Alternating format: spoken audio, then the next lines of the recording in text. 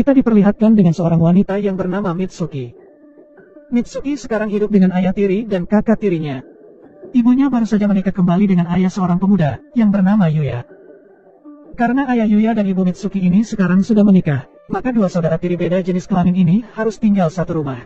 Yang sebenarnya itu membuat mereka berdua sedikit canggung satu sama lain, hingga jarang bertegur sapa. Kecanggungan itu tidak hanya terjadi di rumah, tapi juga di sekolah. Karena Yuya yang dianggap kakak, sering mengantarkan bekal makan siang untuk Mitsuki. Cerita seru Mitsuki dan Yuya ini dimulai saat suatu hari, Mitsuki bertemu seorang perempuan yang bernama Hiyori. Pada pertemuan pertama mereka itu Hiyori sudah membuat Mitsuki masuk rumah sakit, karena Hiyori menendang Mitsuki hingga terpental dari jembatan penyeberangan orang. Mitsuki saat itu ditolong oleh guru yang bernama Yuki, yang saat itu kebetulan lewat dan melihat dia pingsan. Yuki ini merupakan guru pujaan murid laki-laki, karena memiliki bodi menawan yang memanjakan mata. Sehingga tidak jarang murid laki-laki di kelasnya sering mengintip cangcut Bu Yuki. Setelah Mitsuki siuman, Bu Yuki pamit pulang meninggalkan Yuya dan Mitsuki di rumah sakit. Saat itu, Mitsuki seperti dirasuki oleh sesuatu yang berbicara di dalam kepalanya, dan meminta dia digenjot kepada Yuya. Mitsuki berhasil memberontak yang membuat arwah itu keluar dari tubuhnya. Dan Mitsuki kaget sekaligus malu, saat mengetahui bungkus tubuhnya yang sudah amburadul. Sekembalinya ke rumah, Mitsuki masih heran dengan apa yang dialami. Keanehannya semakin bertambah saat dia menemukan cangcut sakti, terpasang di apem legitnya. Saat Mitsuki kebingungan itulah, keluar kembali sosok Hiyori yang memperkenalkan diri sebagai hantu. Dan mengaku jika dialah yang memasang cangcut sakti tersebut.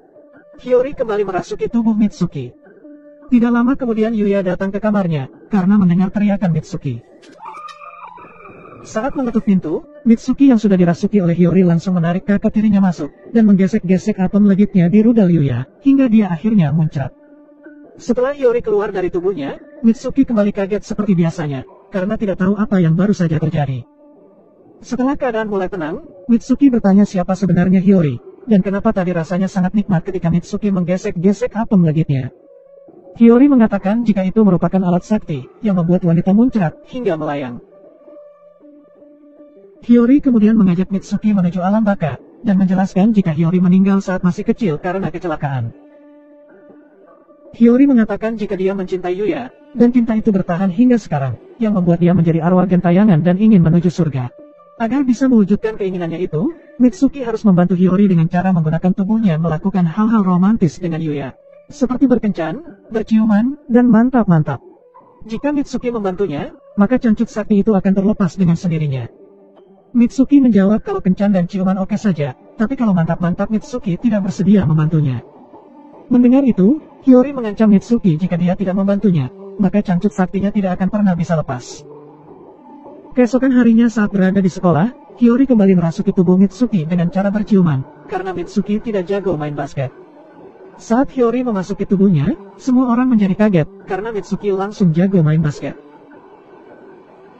Setelah selesai main basket, Mitsuki menjadi kehausan dan minum begitu banyak, hingga airnya tumpah membasahi baju, yang tidak sengaja memperlihatkan pentilnya, dan menjadi tontonan murid laki-laki. Yuya yang ada di sana, langsung membantu Mitsuki menutupi asap kembarnya. Saat kembali ke ruang ganti, Yuya sempat melihat cangcut sakti yang ada di komik dewasa milik temannya, dan bertanya-tanya, kenapa Mitsuki memakainya. Cangcut sakti itu rupanya untuk meningkatkan gairah sang pemakainya, dan saat itu, di kamar Mitsuki kita melihat Hiyori yang mencoba menaikkan gairah Mitsuki, dengan membelainya. Rupanya saat gairah apem legit Mitsuki naik, cangcut saktinya terlepas. Dan Hiyori menyimpulkan, jika pemakainya sedang ingin bercocok tanam, maka cangcut saktinya akan terlepas untuk sementara. Dan mereka pun menuntaskan pergenjotan duniawi itu dengan bantuan jari masing-masing, hingga Mitsuki dan Hiyori banjir dahsyat. Setelah selesai aktivitas yang menyenangkan itu, Mitsuki dan Hiyori membersihkan diri di kamar mandi. Setelah selesai mandi, Mitsuki ingin keluar. Tapi saat akan keluar pintunya macet, dan hanya bisa dibuka dari luar. Yuya yang mendengar Mitsuki tidak bisa keluar, menawarkan bantuan untuk membuka pintu kamar mandi. Hiyori yang mendengar itu memiliki ide untuk menjebak mereka berdua di kamar mandi, dengan mendorong Yuya masuk ke sana, hingga tidak sengaja menutup pintunya. Dan akhirnya mereka berdua terjebak di sana. Saat terjebak itu mereka berdua akhirnya ngobrol banyak hal. Dan dari situ kita bisa menyimpulkan, jika mereka berdua sebenarnya tidak terlalu menginginkan pernikahan orang tua mereka. Yuya juga mulai berani menanyakan tentang keanehan yang selalu terjadi kepada Mitsuki sejak di kamarnya, yang mana Mitsuki selalu nyosor sama Yuya. Tapi saat itu Mitsuki enggan membahasnya karena nikmat, maksudnya, malu. Malam harinya mereka berhasil keluar, dan gak tahu siapa yang bukain pintu. Keesokan harinya dalam perjalanan menuju sekolah, Hiyori mengatakan kepada Mitsuki kalau dia tidak memakai cangcut. Saat itu Mitsuki baru sadar dan berkata, pantesan aja dari tadi sejuk-sejuk gitu. Yuya kemudian datang dari belakang, untuk memberikan bekal makan siang Mitsuki yang tertinggal. Saat itu angin sungguh bersahabat dengan mengangkat rok Mitsuki, hingga Yuya mendapatkan pemandangan yang sangat indah, namun masih memakai cangcut sakti tadi. Mitsuki yang malu langsung berlari, dan Yuya mengejarnya. Yuya mengatakan jika Mitsuki tidak perlu malu, kalau memakai cangcut peningkat gairah. Sekembalinya dari sekolah, Yuya berniat memberikan hadiah cangcut kepada Mitsuki. Yuya secara tidak sengaja bertemu dengan Bu Yuki di toko khusus cangcut itu. Saat itu Bu Yuki keluar tanpa mengenakan pakaian, dan Yuya lagi-lagi mendapatkan pemandangan yang sungguh indah memanjakan mata. Bu Yuki ini sepertinya seorang guru magang. Dalam perjalanan pulang, dia bahkan minta digandeng sama Yuya.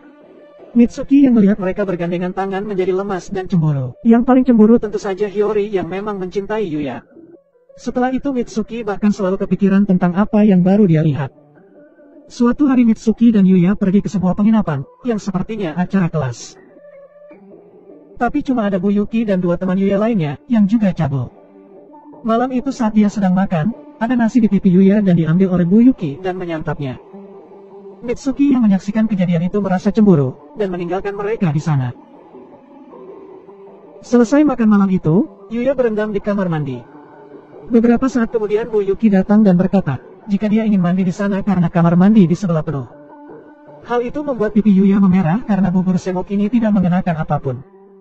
Setelah itu Bu Yuki masuk ke tempat berendam dan mengatakan, jika Yuya adalah pria pertama yang melihat Bu Yuki tanpa memakai apapun. Yuya yang memang tidak menghadap ke arah Bu Yuki dipaksa untuk melihatnya hingga mereka saling hadap-hadapan. Saat itu Mitsuki datang dan langsung salah paham dengan apa yang dia lihat. Yuya kemudian meninggalkan Bu Yuki yang sudah berusaha menggodanya itu untuk mengejar Mitsuki. Yuya kemudian mencoba menjelaskan apa yang terjadi. Namun Mitsuki yang terus berjalan hingga dia terjatuh, membuat kakinya terkilir. Yuya kemudian menggendongnya menuju kamar. Saat di kamar itu ia melihat sebuah poster tempat wisata akuarium, dan mengajak Mitsuki besok pergi ke sana berdua saja. Melihat kemesraan Mitsuki dan Yuya itu, membuat Hiyori menjadi cemburu. Esok harinya saat Mitsuki sedang berdandan, Hiyori meminta agar dia bisa masuk ke tubuh Mitsuki dan kencan dengan Yuya. Mitsuki lalu menjawab, ia bukannya menolak melakukan itu, masalahnya dia sangat menyukai tempat yang akan mereka kunjungi itu. Hiyori kemudian kembali membawanya ke alam baka, dan memperlihatkan pintu menuju surga yang Hiyori cari, sudah semakin dekat. Yang artinya, Mitsuki bisa segera bebas. Dengan terpaksa, Mitsuki bersedia bertukar tubuh dengan Hiyori. Tapi saat Hiyori sedang menikmati kebersamaan dengan Yuya, Mitsuki tidak tahan melihat kemesraan mereka dan langsung bertukar tubuh, hingga Mitsuki lalu menghampiri Yuya sambil menggenggam tangannya. Hal itu membuat Hiyori marah dan bertengkar dengan Mitsuki di sebuah sungai. Dan Hiyori mengambil tubuh Mitsuki dengan berkata, jika dia tidak akan lagi mengembalikan tubuh Mitsuki selamanya. Dengan begitu, Mitsuki sekarang yang akan menjadi hantu. Mitsuki yang tidak ingin menjadi hantu, mencoba mengambil tubuhnya dan mendorong Hiyori. Saat itu Yuya datang dan mengira jika Mitsuki tidak bisa berenang, lalu mencoba menyelamatkannya. Pas nyemplung ke sungai, malah dia yang tidak bisa berenang. Mitsuki meminta Hiyori untuk mengembalikan tubuhnya untuk menolong Yuya. Setelah dibantu Mitsuki, ternyata sungai itu dangkal. Mereka kemudian keluar dan Hiyori lagi-lagi cemburu, melihat perhatian Yuya kepada Mitsuki. Mereka lalu memasuki sebuah rumah kosong untuk mengeringkan badan. Tapi Mitsuki kemudian pingsan karena demam, dan Yuya lalu melepaskan bajunya. Saat itu Yuya melihat Mitsuki memakai kalung, yang pernah dia berikan sebagai kado ulang tahun dulu. Hiyori yang melihat itu, kembali terbakar cemburu dan langsung bertukar tubuh dengan Mitsuki, lalu mengajak Yuya mantap-mantap.